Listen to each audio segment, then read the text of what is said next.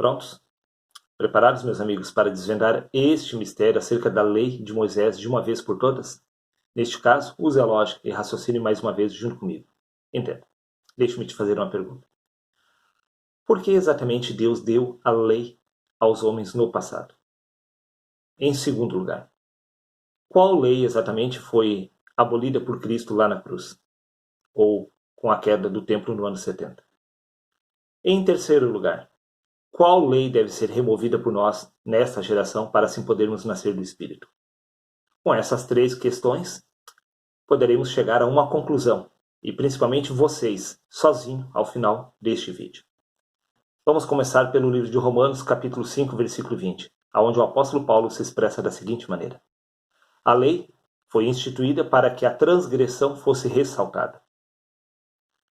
Neste caso, podemos entender que Deus deu a lei aos homens para que os homens conseguissem identificar o pecado. Porque este é o papel da lei. Ela foi instituída para que a transgressão fosse ressaltada, para que o homem conseguisse perceber quem de fato é o seu inimigo. A lei não é nossa inimiga. Ela revela o nosso inimigo. A lei, ela nos guia até a presença da graça de Cristo. Ela não é algo que possa nos prejudicar. Ela é o nosso guia que nos ajuda a chegar até Cristo. Em hipótese alguma, a lei é maligna. E vocês poderão testificar que jamais, a lei de Moisés foi abolida por Jesus lá na cruz. O que foi abolido por Jesus lá na cruz foi a lei cerimonial, que acontecia dentro do templo. Por isso, houve a necessidade de cair o templo no ano 70, para que os judeus não continuassem a exercer aquelas práticas de sacrifícios de animais que não tinham poder para remover pecados, porque tudo aquilo era uma alegoria. Não havia nada de espiritual sendo realizado dentro daquele templo onde Deus não habita, porque nós somos o templo de Deus. Neste caso, é este templo que deve cair, que deve ser destruído, para assim ser instituído o verdadeiro templo do Senhor. Neste caso, vamos dar continuidade. Livro de Romanos, capítulo 7, versículos 7, 10, 12 e 14. Analise junto comigo. Que diremos, pois? É a lei pecado? Apóstolo Paulo perguntando. O que você acha? É pecado? De modo nenhum, disse Paulo. Ora, se a lei não é pecado, por que ela teria que ser removida, abolida por Cristo? Analise, use o raciocínio lógico. É simples de chegar a uma conclusão sozinho. Que diremos, pois, é a lei pecado? De modo nenhum. Mas eu não conheci o pecado senão pela lei, disse Paulo. Veja, que foi a lei de Moisés que revelou o pecado na pessoa de Paulo. Ora, como pode isso ser uma coisa ruim? Tu conseguir descobrir quem é o seu verdadeiro adversário, quem está te afastando da presença de Deus. Vamos recapitular. Que diremos, pois, é a lei pecado? De modo nenhum, disse Paulo. Mas eu não conheci o pecado senão pela lei.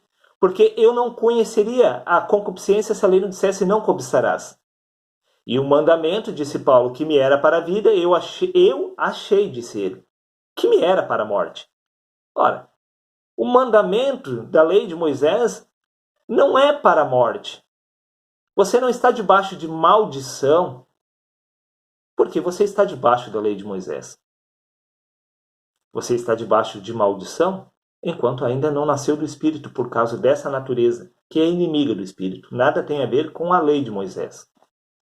Assim, disse Paulo, é a lei santa e o mandamento santo, justo e bom.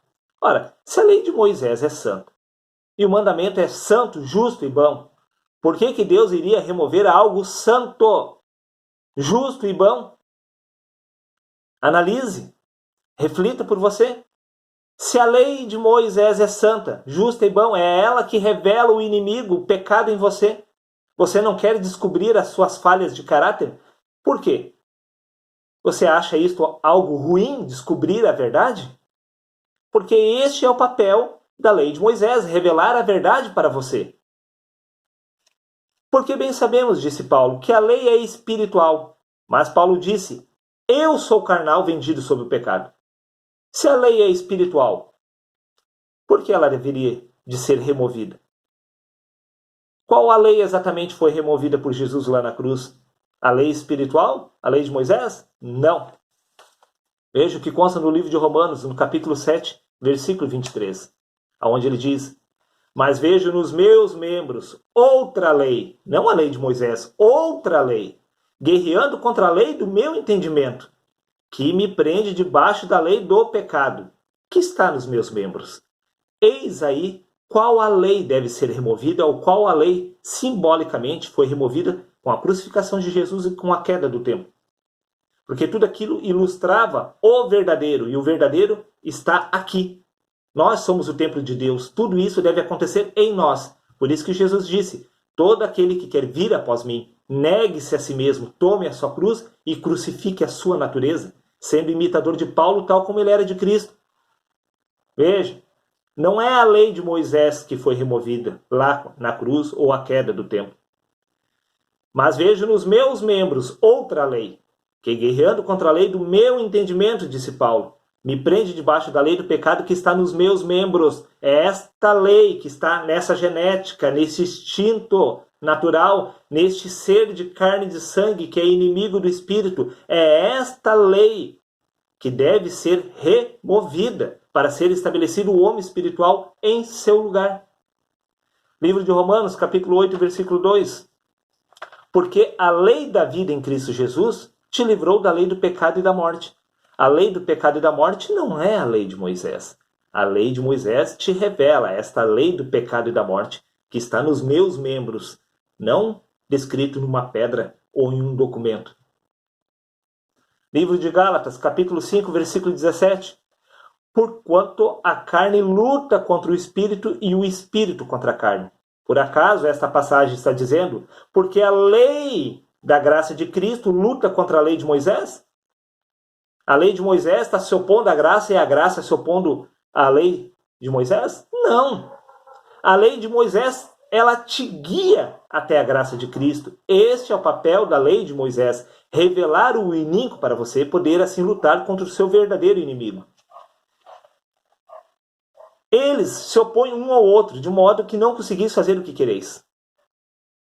Não estamos falando da lei de Moisés e da graça de Cristo. Em hipótese alguma, as duas leis de Deus estão se opondo. Uma completa a outra.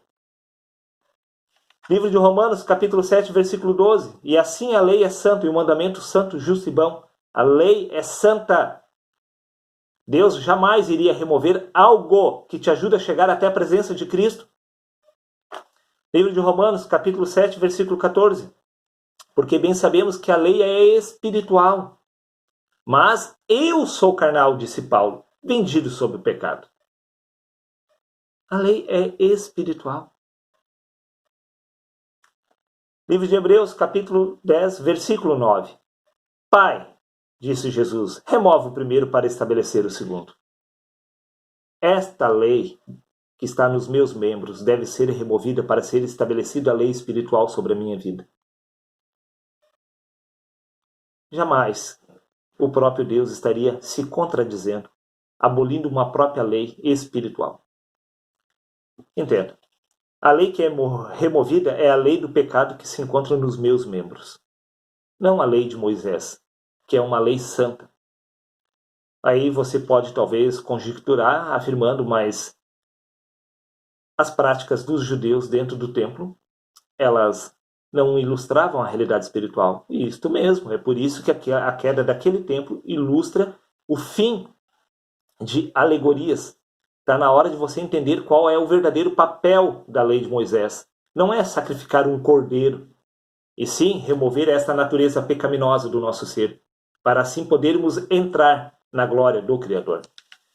Veja o que consta no livro de Romanos, capítulo 3, versículo 9. Qual a conclusão? Estamos nós em posição de vantagem? Os hebreus, os israelitas? Disse Paulo. Não. Já demonstramos que tanto os judeus quanto os gentios estão todos subjugados pelo pecado. Independente de estar debaixo da lei de Moisés ou não. Não estamos falando de uma lei dada por Deus. Estamos falando da lei do pecado que se encontra nestes membros. seja você gentil, seja israelita. Isto pouco importa, porque todos possuem essa natureza que é inimiga do Espírito.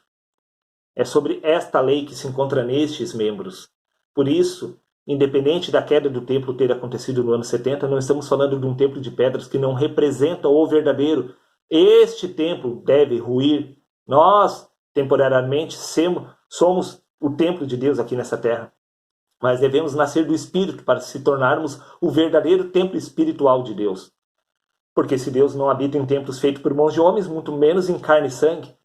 Essa natureza é inimiga do Espírito.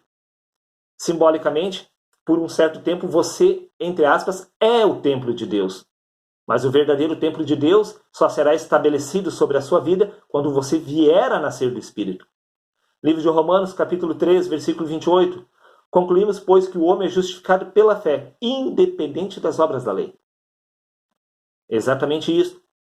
Abraão foi justificado pela fé, mas ele não estava vivendo sobre a lei. Pouco importa.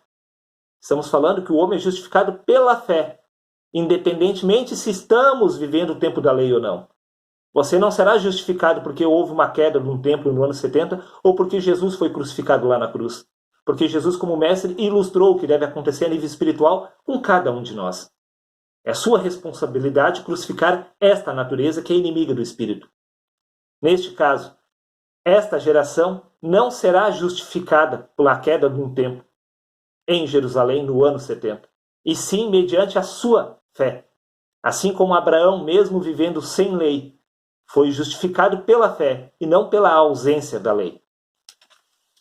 Livro de Gálatas, capítulo 3, versículos 7, 8, 11 e 22. Raciocine junto comigo, meus amigos. É muito importante você entender este assunto. Apóstolo Paulo diz: sabeis, pois, que os que são da fé são os filhos de Deus, ou os filhos de Abraão.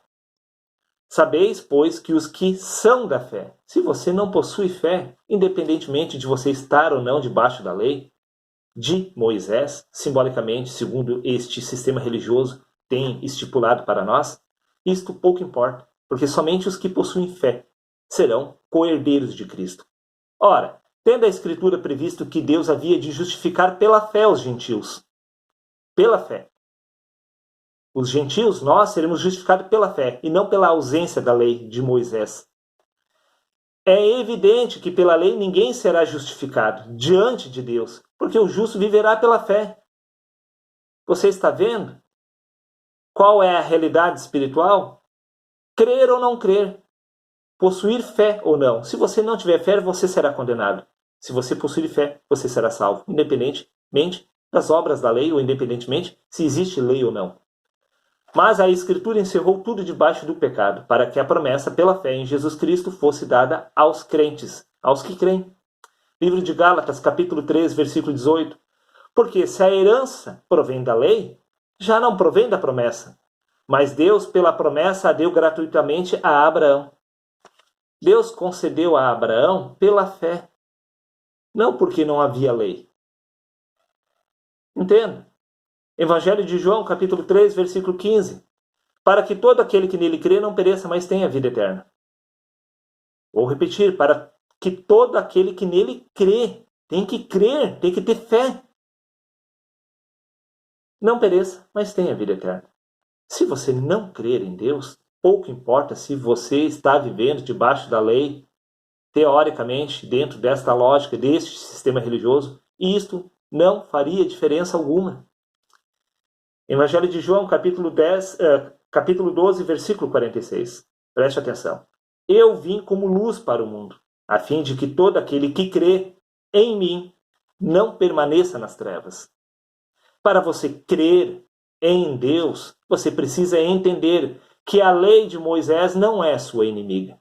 A lei de Moisés é a sua aliada para te conduzir até Cristo. É ela que revela o pecado em você. É ela que te ajuda a entender que você, ou esta essência em você, é o verdadeiro inimigo que deve ser crucificado, que deve ser aniquilado. Este templo deve ser destruído para ser estabelecido o homem espiritual sobre a sua vida.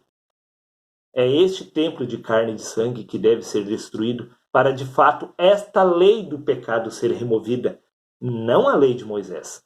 A lei de Moisés é santa, justa, um mandamento e bom.